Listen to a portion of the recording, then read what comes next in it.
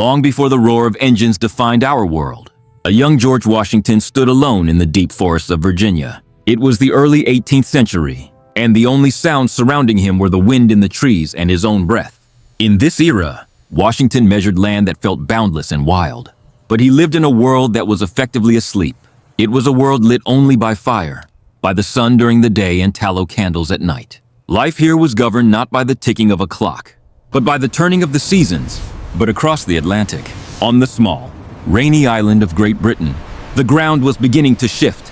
It wasn't a political revolution, at least not yet, but something deeper, vibrating beneath the soil. Britain sat upon a geological lottery win, vast, accessible seams of coal, while the rest of the world, including the American colonies, burned wood for heat, hacking away at forests until timber became scarce. Britain had found a black rock that burned hotter and longer. This was the first pillar of a coming storm, but coal alone wasn't enough. Britain was unique. It had a stable government that respected private property, a geography that allowed goods to move easily by river and sea, and a culture that strangely, wonderfully, embraced the tinkerer and the scientist. In France or China, brilliant minds were often trapped in bureaucracy or tradition. But in Britain, men gathered in coffee houses to discuss how to pump water out of mines or how to measure longitude. At this time, the manufacturing of the world took place in the living room. We call it the cottage industry or the putting out system. But those are dry terms for a very human reality.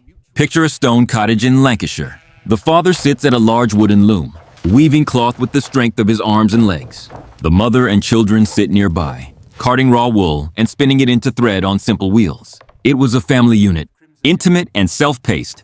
If the sun was shining, you might stop to tend the garden. If a neighbor passed by, you stopped to talk. Work and life were braided together. But this system was reaching its breaking point. The population was growing, and the demand for cloth was insatiable. The first crack in the dam appeared in 1733, thanks to a man named John Kay. He invented a simple wooden device called the flying shuttle. It looked like a small boat, and with a flick of the wrist, a weaver could send it shooting across the loom, carrying the thread faster than any hand could throw it. Suddenly, a weaver could work twice as fast. But history is often a series of unintended consequences. The weavers became so fast that the spinners, the wives and daughters, could not keep up. There was a yarn famine. Weavers sat idle, waiting for thread.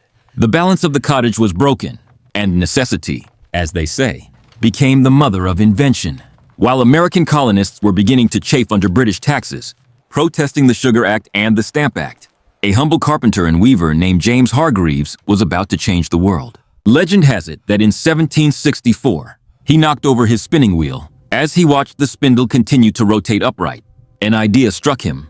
He built a machine that could spin 8 threads at once, then 16, then eventually over 100. He called it the spinning jenny. It was a machine that multiplied human effort, a concept that seems banal to us now, but was magical then. But the true thunderclap came with a man named Richard Arkwright. He was a barber, not an engineer, but he possessed a ruthless business acumen that would rival any modern tycoon. In 1769, just as tensions in Boston were boiling over toward the massacre that would happen a year later, Arkwright patented the water frame. This beast was too large for a cottage and too heavy for a human hand. It needed the power of a river. And so, Arkwright did something revolutionary. He didn't just build a machine. He built a building to house the machines and the people to tend them. He created the factory. Consider the juxtaposition of the year 1776. In Philadelphia, Thomas Jefferson was dipping his quill into ink to write the Declaration of Independence, proclaiming the rights of life, liberty, and the pursuit of happiness. At that exact moment, in the damp valleys of Derbyshire, Richard Arkwright was perfecting a system that would regiment human life as never before, organizing workers into shifts, dictated by the ringing of a bell, stripping them of the freedom to work at their own pace. 2 revolutions were born in the same year, one political, declaring freedom, the other industrial, demanding discipline. We must also remember the shadows cast by this new light, as British cloth began to pour out of these new mills, faster and cheaper than ever before. It sent a shockwave to the other side of the globe. India had been the world's master weaver for centuries. The Bengal region produced cotton so fine, they were called woven wind. But the Indian weaver, working by hand with ancient techniques, could not fight the relentless efficiency of the British machine. The tragic irony was that the raw cotton was often grown in the colonies or the East, shipped to Britain to be spun and woven, and then sold back to the world. Crushing local economies, the rise of the Western machine meant the slow, painful deindustrialization of the East. The hum of the spinning frame in Manchester was the death knell for the loom in Dhaka. The world had begun to tilt, and the roar of the engine was just clearing its throat. If the first phase of this great transformation was defined by the quiet clicking of the spinning wheel and the rushing of river water, the second phase was announced with a roar that shook the very foundations of the earth. We move now from the age of wood and water to the age of iron and steam. A shift so profound that it altered not just how men worked, but how they perceived time, space, and their own humanity. To understand the magnitude of this change, we must look at the timeline with a wide lens. In the late 1780s, while the founding fathers of the United States were gathered in the humid heat of Philadelphia, arguing over the articles of a constitution that would define human liberty, a different kind of revolution was being forged in the damp, coal-streaked workshops of Britain, one that would define human capability. For centuries, power was a limited resource. It was constrained by biology and geography. You could only do what your muscles, or the muscles of an ox, could handle. You could only build a mill where a river flowed fast enough to turn a wheel. If the river froze in winter or dried up in summer, production stopped. Man was subservient to nature. But in the workshops of the University of Glasgow, and later in Birmingham, a Scotsman named James Watt was wrestling with a way to break these chains, building upon the primitive, inefficient pumps of Thomas Newcomen, which were essentially just giant, heaving beasts used to drain water from mines. Watt added a separate condenser and crucially, a mechanism to convert the up and down motion of a piston into a rotary motion. It sounds like a technical footnote, but it was a godlike alteration of reality. Suddenly, power could be placed anywhere. It did not need a river. It only needed coal and water. There is a famous story of James Boswell visiting the factory of Watt's business partner, Matthew Boulton. In 1776, Boulton turned to the writer and said, "I sell here, sir, what all the world desires to have, power." It was not a boast. It was a prophecy. By the time George Washington was serving his second term as president, urging his countrymen to avoid foreign entanglements, the steam engines of Boulton and Watt were being installed in mills, breweries, and ironworks across England. The factory was no longer tethered to the countryside. It could migrate to the city, and with it, it pulled thousands of people off the land and into the shadow of the chimney. But steam needed a skeleton to hold it, and that skeleton was iron. In the early 18th century, iron was a precious metal, brittle and expensive, smelted using charcoal from the forests. Britain was literally running out of trees. But the discovery by the Darby family that iron could be smelted with coke, a purified form of coal, changed the chemistry of the world. Then came Henry Cort in the 1780s, who developed the puddling process, a method of stirring molten iron to burn off impurities, creating a metal that was tough, malleable, and cheap. The relationship was symbiotic and circular. Steam engines were needed to pump out the deep coal mines. Coal was needed to smelt the iron, and iron was needed to build better steam engines. It was a self-feeding cycle of industrial expansion. In 1779, the world's first iron bridge was cast across the River Severn. It stands there still, a monument to the moment when humanity stopped building with the materials of the Earth's surface, wood and stone, and began building with the materials of its core. While this industrial crust was hardening over Britain, a vital artery was being opened across the ocean. We cannot tell the story of the British loom without telling the story of the American field. In 1793, a young Yale graduate named Eli Whitney, staying at a plantation in Georgia, invented a simple box with wire teeth, the cotton gin. Before this, separating the sticky seeds from the green seed cotton fiber was a labor so intense that a slave could barely clean a pound a day.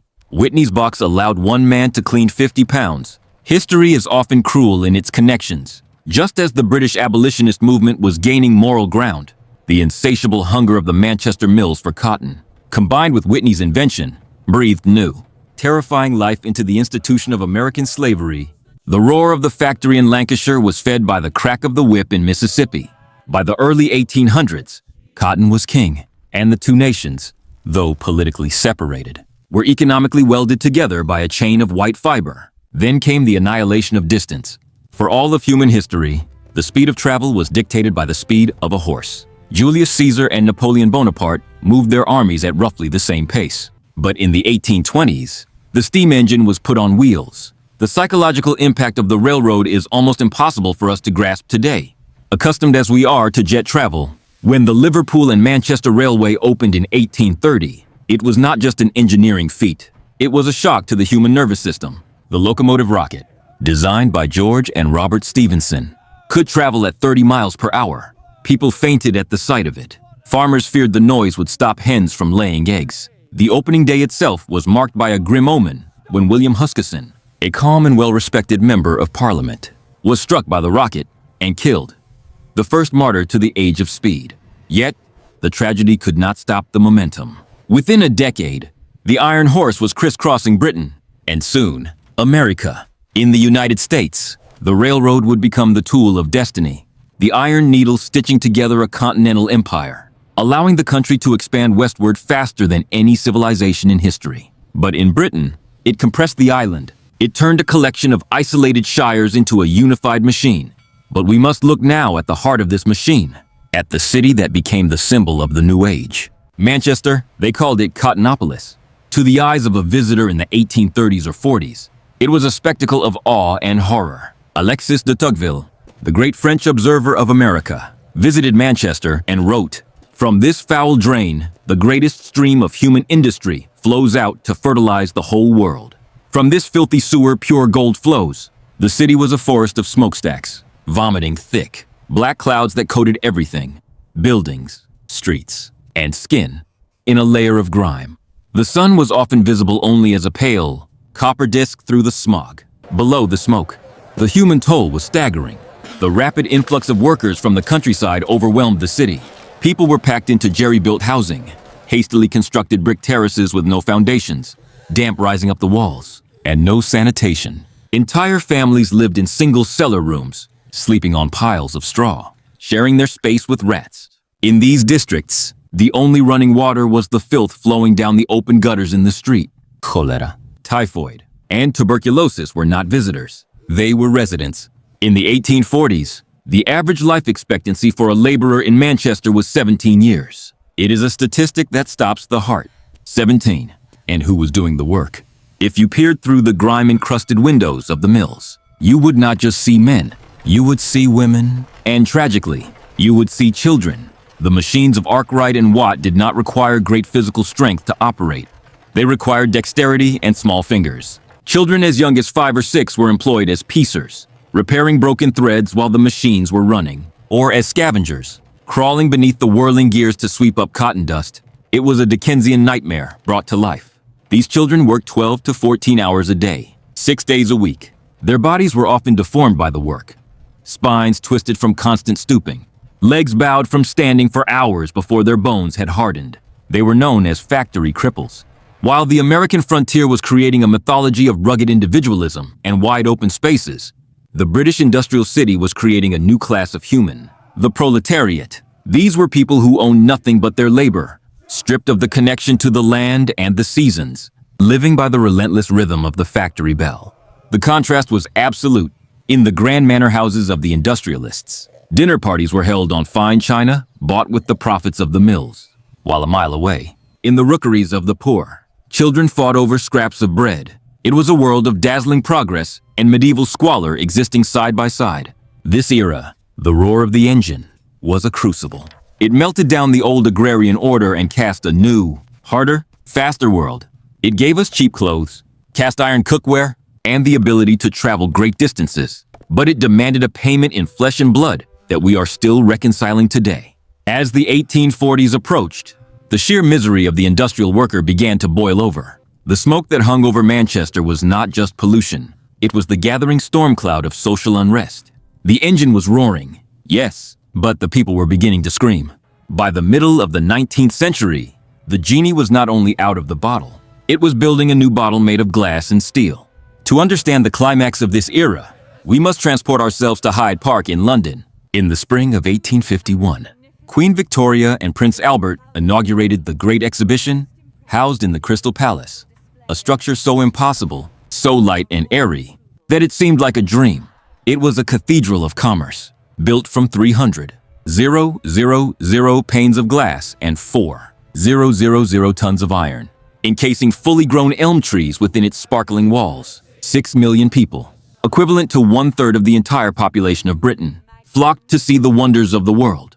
They stared at steam hammers, hydraulic presses, and locomotives. But amidst the diamond glories of the British Empire, there was a quiet, unsettling surprise waiting in the American section. The British had looked down on their American cousins as rough-hewn farmers, skilled perhaps with an axe, but certainly not with precision engineering. Yet, in that corner of the Crystal Palace, observers stood stunned before a display of Colt revolvers and McCormick Reapers. What shocked them was not just the utility of these machines, but the philosophy behind them. If you took apart 10 British muskets, the parts were not interchangeable. Each trigger was filed to fit only one specific gun. But the Americans, driven by a shortage of skilled labor and a surplus of ambition, had perfected the American system of manufacturing. They used machines to make machines. You could dismantle 10 Colt pistols, mix the parts in a bin, and reassemble 10 perfect weapons. This was the moment the torch began to pass. While Britain had invented the Industrial Revolution, America was about to scale it. This concept of interchangeability would not only decide the grim fate of the looming American Civil War, where the industrial North would crush the agrarian South, but it would eventually lead to Henry Ford, the assembly line, and the arsenal of democracy that would define the 20th century. As the fires of industry roared brighter, the sparks jumped across the English Channel and the Atlantic. Belgium, with its own rich coal deposits, became a miniature England. France, slower to adapt due to its turbulent politics, began to weave its own industrial tapestry. But it was in the fragmented states of Germany that the most ominous and powerful transformation occurred. In the Ruhr Valley, the Krupp family began casting steel cannons of terrifying quality. The Germans did not just copy, they scientifically improved. They married the university laboratory to the factory floor, creating a chemical and industrial juggernaut that would, within a few decades, challenge Britain for dominance. Further east, the shockwaves reached the isolated shores of Japan. When Commodore Perry's black steamship sailed into Edo Bay in 1853, the Japanese realized in a terrifying instant that their samurai swords were no match for industrial howitzers. With the Meiji Restoration, they did something unprecedented. They intentionally industrialized an entire nation in a single generation, trading the kimono for the business suit and the katana for the smokestack. But we must not forget the human soul in this mechanical storm. For every action, there is a reaction. The narrative of progress was not a monologue. It was a shouting match. Years earlier, the Luddites had smashed stocking frames in Nottinghamshire. History has unkindly painted them as mindless enemies of technology. But they were desperate men seeing their livelihoods evaporate, fighting to feed their families. That spirit of resistance evolved. By the 1840s, it wasn't about smashing machines. It was about organizing men. The labor union movement was born in the dust of the coal mines and the noise of the textile mills. It was a long, bloody fight for the things we take for granted today: the weekend, the 8-hour workday, and the end of child labor. The intellectual world split in two. In 1848, a year of revolutions that set Europe ablaze, a German exile named Karl Marx sat in the reading room of the British Museum in London, the very heart of the capitalist empire, and wrote the Communist Manifesto. He looked at the factories of Manchester and saw not progress, but a war between the owners and the workers, predicting an inevitable collapse. Yet, at the exact same time, across the ocean in the quiet woods of Concord, Massachusetts, Henry David Thoreau was building a cabin at Walden Pond. He heard the whistle of the Fitchburg Railroad cutting through the silence of his woods, and he lamented. He wrote, "We do not ride on the railroad. It rides upon us." While Marx wanted to seize the means of production, the romantics like Thoreau and poets like William Blake, with his visions of dark satanic mills, wanted to escape it, to return to a purity of nature that was rapidly disappearing. So, where does this leave us? The children of the dynamo. We are the direct descendants of those soot-stained pioneers. Look around you. The chair you sit in, the light by which you read, the glasses on your nose, and the medicine in your cabinet, all are fruits of the tree planted in the 1700s. We have gained immeasurably. We have defeated the darkness of night with electricity. We have shrunk the globe with the jet engine and the internet. We have doubled our life expectancy. We no longer fear the famine that a single bad harvest could bring. But we also carry the burden. The carbon released by those first steam engines still lingers in our atmosphere. The frantic pace of life, governed by the clock rather than the sun, still raises our blood pressure. We struggle with the same questions that plagued Jefferson and Dickens. How do we balance profit with humanity? How do we master our machines before they master us? The Industrial Revolution was not merely an event in a history book. It was the Great Divide. There is the time before the smoke, and the time after. We live in the after. It was the most profound transformation of human life since we learned to plant seeds 10,000 years ago. As we look back at the spinning jenny and the steam engine, we should not just see rusty iron. We should see the hands of the weaver, the mind of the inventor, and the resilience of the human spirit that endured the smoke to build the modern world. It is a story of triumph and tragedy, woven together like threads on a loom, creating the complex fabric of the lives we live today.